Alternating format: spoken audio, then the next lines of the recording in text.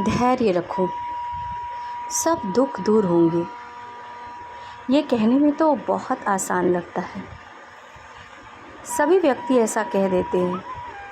जब कोई दुखी व्यक्ति उनके पास आता है और अपना दुख सुनाता है तो कहता है धैर्य रखो, सब दुख दूर हो जाएंगे।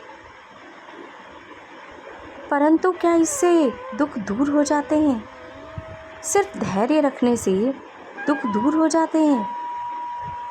दुखी व्यक्ति को लगता है कि ये कैसी बातें कर रहा है। क्या सिर्फ इतना कहने भर से मेरा दुख दूर हो जाएगा? मैं भी तो धैर्य रखने का बहुत प्रयत्न कर रहा हूँ, पर धैर्य नहीं रख पा रहा हूँ। क्यों? वो चाहता है कि वो धैर्य रखे, क्योंकि सभी को पता है कि समय बहुत बलवान होता है। ये जीवन है और जीवन में सुख दुख लगा ही रहता है। व्यक्ति जानता है कि अभी हम दुखी हैं तो कल हम सुखी भी रहेंगे। व्यक्ति ये भी जानता है कि अभी हम सुखी हैं तो एक दिन दुख ज़रूर आएगा। परंतु जो सुख के दिन होते हैं वो जल्दी बीत जाते हैं और दुख के दिन होते हैं वो बीते ना बीतता है। एक एक पल काटना बहुत ही मुश्किल हो जाता है। आज संसार में ऐसा कोई एक व्यक्ति नहीं है जिसे कोई ना कोई दुख हो। आखिर दुख क्या है? सबसे पहले अगर हम ये समझ लें कि दुख है क्या, क्यों ऐसा होता है कि दो व्यक्तियों के पास जब सेम परिस्थिति होती है तो दोनों का दुख बराबर नहीं होता है। आप जाकर उन दोनों से पूछेंगे सेम परिस्थिति में तो कोई कम दुखी होगा, कोई ज़्यादा दुखी होगा। और कभी कभी तो ऐसा होता है कि एक व्यक्ति उसी परिस्थिति में दुखी रहता है और दूसरा व्यक्ति, उसे तो कोई फ़र्क ही नहीं पड़ता है। उसे लगता है कि ये तो कोई दुख ही नहीं है। वही दूसरे व्यक्ति को लगता है कि इतनी बड़ी बात हो गई। तो दुख क्या है? दुख कोई परिस्थिति नहीं है, दुख कोई घटना नहीं है, दुख हमारी स्थिति नहीं है, बल्कि दुख हमारे अंदर की स्थिति है। दुख हमारे अंदर है। दुख हमारे अंदर से उत्पन्न होता है, ना कि परिस्थितियों से। इसीलिए सबसे पहले हमें अपने अंदर को समझना होगा। हम ये समझेंगे कि दुख होता कहाँ से है।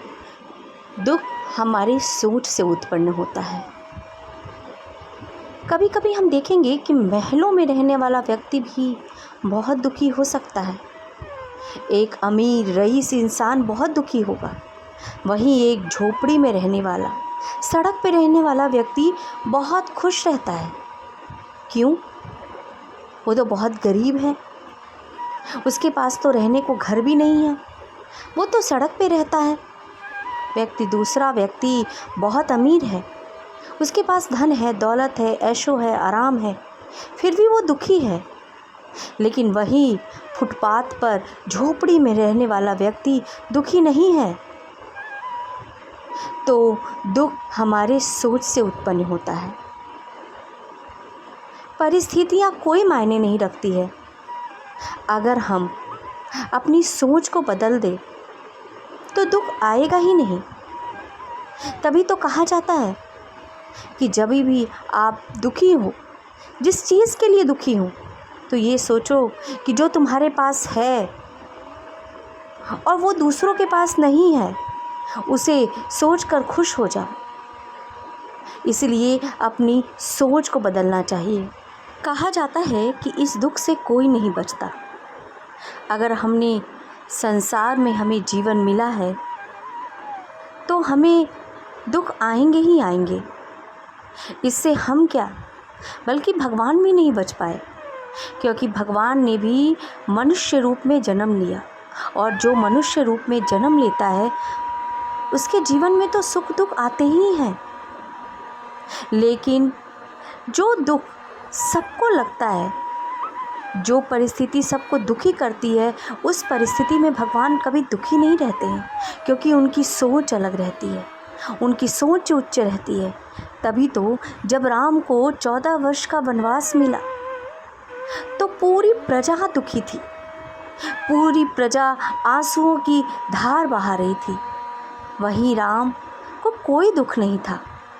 उन्होंने खुशी खुशी वनवास को स्वीकार किया। उनके अंदर ज़रा भी दुख उत्पन्न नहीं हुआ, क्योंकि सारी प्रजा की सोच एक तरफ थी और राम की सोच एक तरफ थी। सिर्फ सोच में फ़र्क था, बाकी परिस्थिति तो सभी के लिए सामान्य ही थी। इसीलिए जब हम अपनी सोच को बदलेंगे तो दुख जैसी कोई चीज़ हमारे जीवन में हमें विचलित नहीं करेगी। दोस्तों, अगर आपको हमारा ये चैनल पसंद आता है, हमारी बातें आपको मोटिवेट करती है, तो हमारे इस चैनल को सब्सक्राइब ज़रूर कीजिए। हम ऐसे ही मोटिवेशनल वीडियोस आपके लिए लेकर आते रहेंगे। हमारे इस चैनल को सुनने के लिए, इस वीडियो को सुनने के लिए आप लोगों का तहे दिल से शुक्रिया।